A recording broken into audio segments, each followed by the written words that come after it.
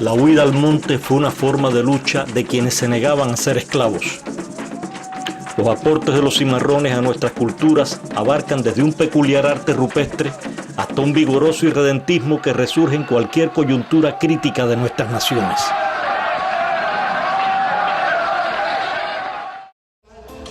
Todo eso empezó a forjarse en el Palenque, espacio de libertad. El que huye de la hipocresía, el que huye de la envidia, el que huye de la maldad, el que huye de toda la falsedad. Corre, corre, corre, cimarrón. Corre, corre, corre, cimarrón, todo el mundo. Corre, corre, corre, cimarrón. Corre, corre, corre, plantación. Corre, corre, corre, cimarrón. Corre, corre, corre, cimarrón. La palabra cimarrón la usaban los indígenas aruacos para designar a los animales salvajes.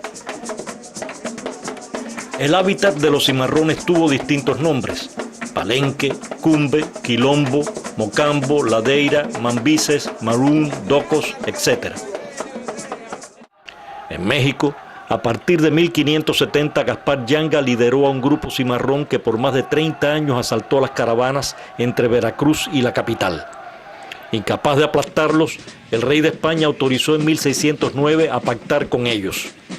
Aunque en 1612 Yanga fue capturado a traición, en 1630 otro rey de España designó una región para asentar a los cimarrones emancipados. A veces el esclavizado se fugaba, pero no huía muy lejos. Pero si se apalencaba, se convertía en cimarrón. Al que huía se le castigaba con dureza, pero en América al apalencado casi siempre se le daba muerte. Aún así el cimarronaje continuaba, porque era una idea que el esclavizado traía consigo desde que le quitaran su libertad. En Barbados, en 1816, el esclavo doméstico Busa lideró una revuelta para instalar a un esclavizado mulato como gobernador. Al frente de 400 alzados que estremecieron la mitad de la isla durante 4 días, quemó plantaciones cañeras y enfrentó a las tropas coloniales. Busa murió en combate y sus lugartenientes fueron ejecutados. El cimarronaje existió en América y en África. En África fue una institución militar que heredó tradiciones guerreras. La palabra quilombo existe en distintas lenguas bantú. Los portugueses la usaron para designar los núcleos de fugados. Se calcula que 1 de cada 4 esclavizados angolanos huyó en alguna oportunidad antes de partir a América. Después en América se reproducían las experiencias rebeldes. En Brasil hubo más de 1000 quilombos. El de Palmares surgió hacia 1600 y duró casi un siglo. Llegó a tener 10 aldeas y miles de habitantes que cultivaban sus alimentos. Fue un verdadero estado alternativo donde se ensayaron formas novedosas de gobierno. Su aislamiento, cohesión y tácticas de lucha propiciaron su larga supervivencia, hasta que el ofrecimiento de un tratado de paz dividió a los cimarrones porque les obligaba a abstenerse de acoger a más fugitivos. El líder cimarrón Gangazumba lo aceptó y se retiró con sus seguidores a la zona convenida. Pero Zumbi, el jefe militar, se opuso y siguió al frente de Palmares, pasando a tácticas ofensivas y atacando por sorpresa las grandes fincas. También comerció con los pequeños colonos vecinos y alcanzó cierta prosperidad. El régimen colonial lo combatió casi 3 años y en 1695 destruyó a Palmares y mató al líder cimarrón. Pero las escaramuzas en torno a Palmares siguieron hasta alrededor de 1710. La arquitectura defensiva, las tácticas militares, las formas de liderazgo y de gobierno de los palenques americanos eran muy parecidas a la de los quilombos africanos. En los dos lugares, casi siempre, el recién apalencado se juramentaba en una ceremonia para adquirir identidad y vínculos nuevos. En 1540, recién fundada Cartagena de Indias, emergieron en Colombia los primeros palenques. El más notorio fue el del guineano Bencos Biojo, fundado en 1599. Sus hombres asaltaban y saqueaban haciendas y cobraban tributos. En 1605, el gobernador de Cartagena firmó un tratado de paz que otorgaba autonomía al palenque y libertad a los apalencados. También autorizó a Biojo a entrar armado en Cartagena. Pero por la admiración que suscitaba entre los esclavos, En 1619 fue capturado a traición y 2 años después ahorcado y descuartizado. No obstante, el cimarronaje continuó. Hijos de Biojo fundaron cerca de Cartagena el Palenque de San Basilio, al que en 1713 el rey de España otorgó la independencia. Aquí y allá los colonialistas usaron el quilombo para construir el otro, bandido, demonio, fiera, incivilizado, contrario a la supuesta paz del orden colonial. Pero en ocasiones, tanto en África como en América, no los pudieron derrotar y negociaron con ellos. En Curazao, Tula Rigaud lideró en 1795 a 4.000 rebelados. Las autoridades aceptaron negociar, pero los amotinados endurecieron sus condiciones y exigieron total libertad. Tras un mes de lucha, los esclavistas vencieron. Tula fue apresado y torturado hasta morir. En Angola, el gobierno colonial aceptó las condiciones de los apalencados 2 veces en el siglo XIX. En los 2 continentes, muchos palenques aportaron a la lucha anticolonial. En los bosques de Surinam, Guyana Inglesa y la Guayana Francesa se apalencaron negros junto a indígenas. En Surinam el régimen negoció en 3 momentos del siglo XVIII. En 1738 el comandante de Esequibo firmó un tratado con 40 esclavos atrincherados en una isla del río Mazaruni. Los Saramaca lucharon como cimarrones casi un siglo hasta que en 1762 la corona holandesa les aseguró en un tratado la libertad. Al año siguiente estalló en Guyana Inglesa una revuelta liderada por el Akan Kufi, pero el movimiento se dividió y Kufi terminó por suicidarse. Cuando Francia abolió la esclavitud en 1848, en la Guayana francesa muchos emancipados se volvieron cimarrones. Ni en África ni en América el quilombo intentó volver completamente a la situación precolonial, sino que rechazó, junto con el colonialismo, algunas estructuras tradicionales ya caducas. Su propuesta de reordenamiento social fue híbrida y compleja en su afán por crear algo nuevo y distinto. Desde la ocupación inglesa a mediados del siglo XVII, las rebeliones y el cimarronaje se multiplicaron en Jamaica. A principios del siglo XVIII, Nani, esclavizada Akan Asante, creó un palenque.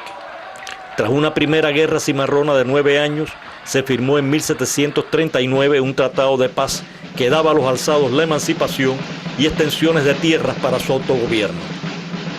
La relación que pudiera existir entre el cimarrón y el monte sería tratar de imitar el entorno cual él conoció, que le diera posibilidad para poder tener protección y a su vez supervivencia. Si miramos incluso los lugares donde usualmente los cimarrones se refugiaban, no eran todos los montes. Por ejemplo, tenía que ser un lugar muy alejado del tránsito de todo tipo de personas, un lugar a donde cualquier tipo de perseguidor tuviera que costarle trabajo para llegar a él. Cerca tuviera un arroyo, también tener un lugar donde él pudiera tener salidas por distintas vías. Por tanto, el monte representa para él un lugar que sería, en este caso, su ser, para tratar de buscar y recrear ese lugar. También pudiera existir esa relación en el cual en un momento determinado él pudiera tener su pequeño sembrador. Hubo cimarrones antes de la conquista en Panamá por un buque negrero que se hundió en 1513 cerca de la costa. A mediados del siglo XVI, el mandinga bayano, seguido por cientos de cimarrones, asaltaba caminos, peleaba con tácticas guerrilleras y logró varias treguas con el gobernador hasta que fue capturado. Entre 1572 y 1577, varios cimarrones ayudaron a los corsarios ingleses a saquear caravanas y ciudades. El monte fue y es un espacio literal que se puede considerar históricamente. El cimarrón vive una vida tenue en el monte, porque todavía corre el riesgo que los seguidores pudieran capturarlo allá.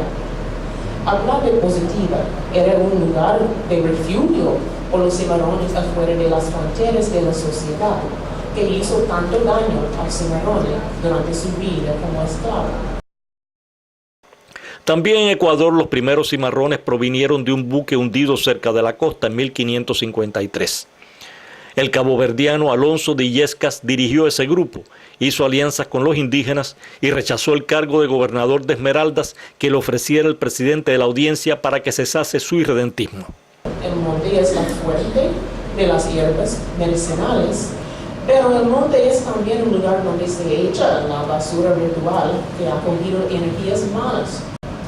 Entonces, me gustaría sugerir que el monte, como un lugar sin domesticación, es un terreno donde las emociones menos aprobadas socialmente tienen más amplitud de expresarse.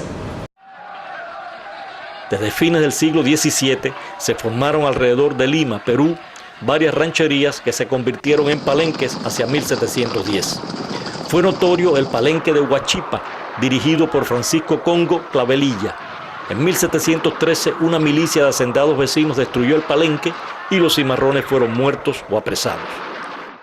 Los esclavizados lucharon sin tregua por establecer sus propias estructuras familiares y sociales en cualquier espacio de libertad. Lo hicieron primero en los barracones y luego en los palenques. En los palenques experimentaron con formas de organización, dirección y gobierno. Cuando no lograron asentarse, los cimarrones vivían asaltando a los viajeros o las fincas. Pero si conseguían autonomía económica, comerciaban con los pequeños campesinos de los alrededores. Sin embargo, su vida no era fácil. Mantenían una estructura militar de defensa permanente, aunque evitaban los combates dejando que destruyeran sus palenques y después del ataque los reconstruían. Ya desde 1503 el gobernador de la Española se quejaba de la huida de esclavos al monte y en 1522 una sublevación dirigida por esclavizados Wolof se extendió a varios ingenios. Hacia 1532 se hizo sentir un grupo cimarrón liderado por el congo Sebastián Lemba, muerto en 1547. En 1585 otro grupo cimarrón negoció la paz con el gobierno, pero el cimarronaje continuó. Los integrantes de un palenque podían tener culturas muy diversas.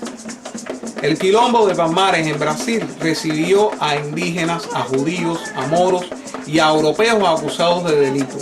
Su jefe máximo tenía funciones civiles, militares y religiosas, pero cada poblado del quilombo tenía su jefe elegido por sus habitantes y un consejo que moderaba sus acciones.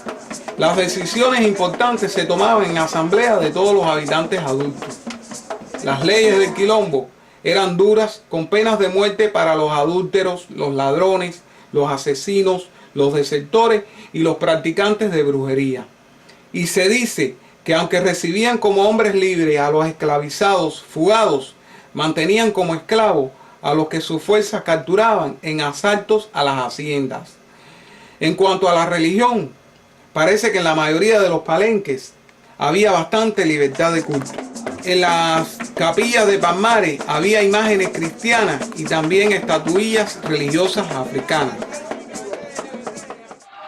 En Venezuela, en 1553, el criollo Miguel encabezó una rebelión en las minas de Buría, cerca de Barquisimeto, y después su palenque de negros e indígenas entorpeció la minería. En 1795, el sambo José Leonardo Chirino y el luango José Caridad González lideraron otro levantamiento en Falcón. Más tarde, los cimarrones de Miranda y Vargas contribuyeron a las luchas por la independencia. En Cuba no hubo tantos casos de cimarrones como en otros países de América de principios del siglo XVI a principios del XVIII. Sin embargo, después, y hasta la abolición definitiva a fines del siglo XIX, cuando en el resto de América iba reduciéndose el cimarronaje, en Cuba iría en aumento. Un palenque notorio en la provincia de Guantánamo fue el frijol, de principios del siglo XIX. En 1815 y 1816 se armaron expediciones para destruirlo, y tras algunas acciones se consideró liquidado el palenque. Pero fue necesario un nuevo ataque en 1817 para desbandarlo, aunque en las cuevas de la serranía persistió una colonia cimarrona al menos hasta 1843. Es probable que los sobrevivientes del frijol, como tantos otros cimarrones, se incorporasen a las filas mambisas luego que en 1868 un decreto de Carlos Manuel de Céspedes declarara ciudadanos libres a los apalencados. Otros cimarrones incorporados a la lucha fueron los matiabos. Matiabo era la palabra derivada del portugués con la cual los angolanos cristianizados se referían al diablo. En Cuba, estos apalencados actuaban como sociedad secreta o hermandad y estuvieron muy en contacto con los mambises en la Guerra de los 10 años.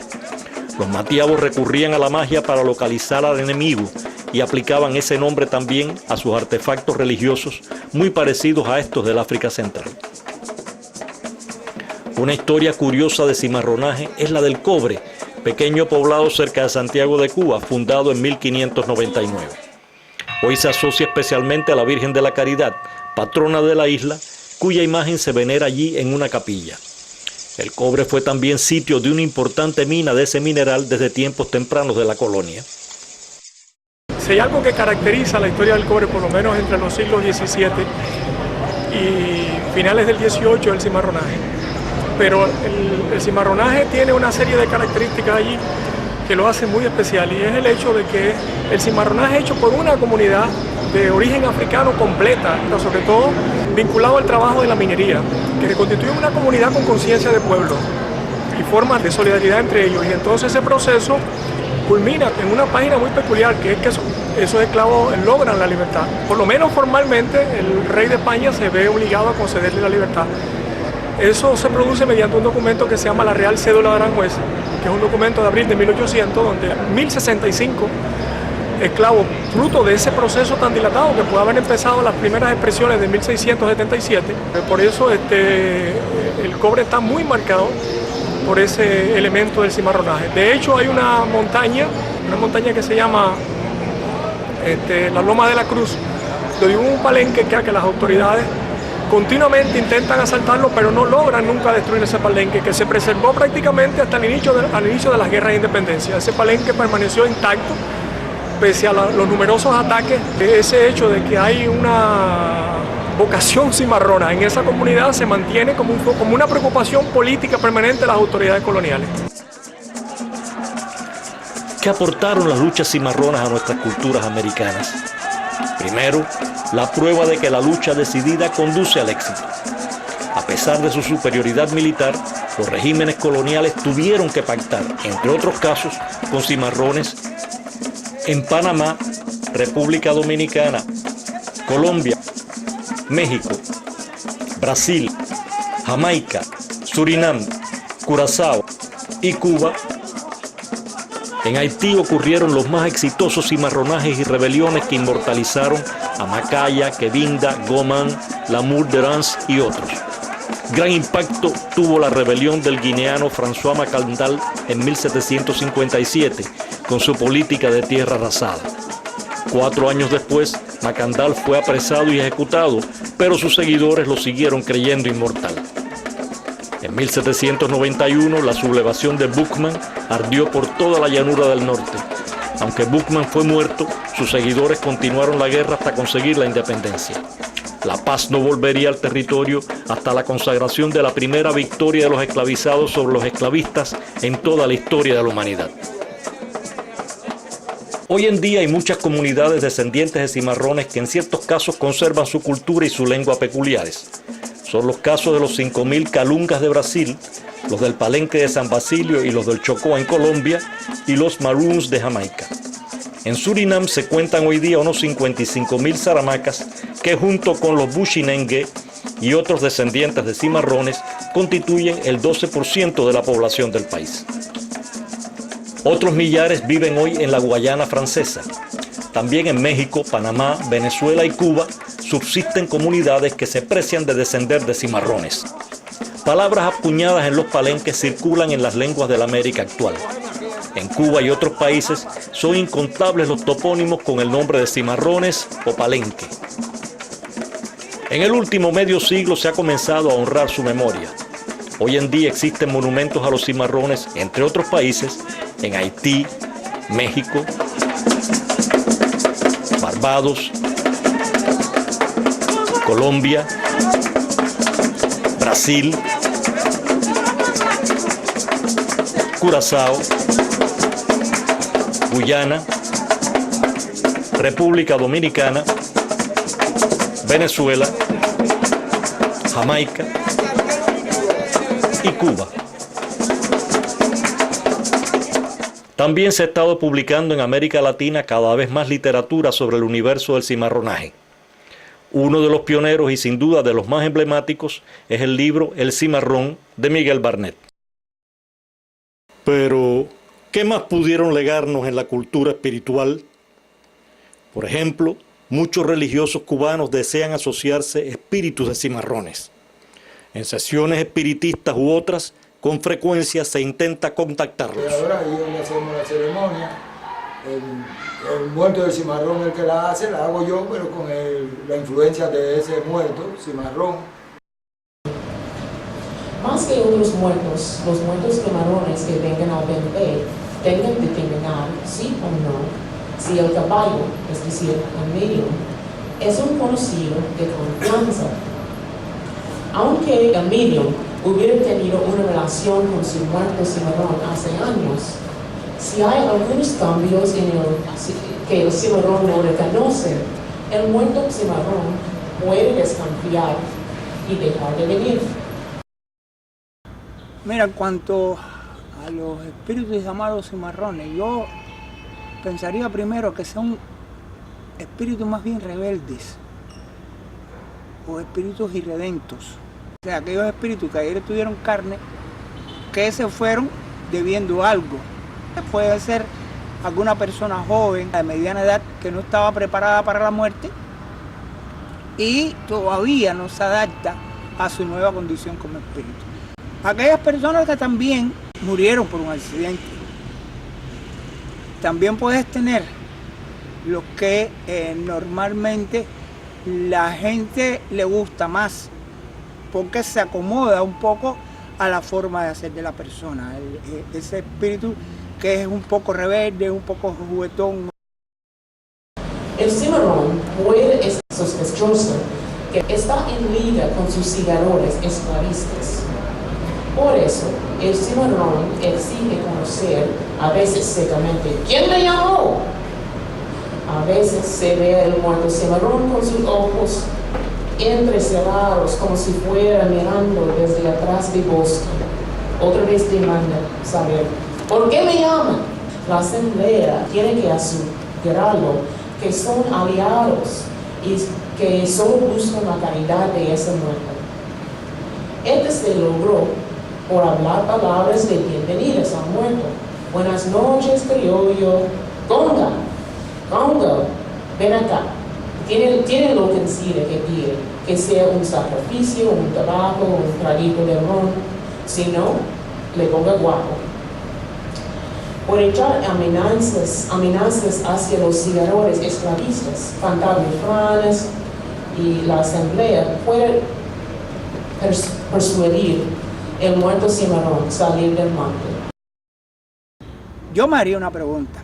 Todo el mundo tiene que tener un congo, un chino, un cura o una gitana. Este esclavo que vino, que tenía el más cercano, aquel que había sufrido con él, tuvo que haber tenido una relación muy estrecha y que haber pasado muchas situaciones y llevar acuerdos unos y otros. Si me voy primero yo te protejo a ti.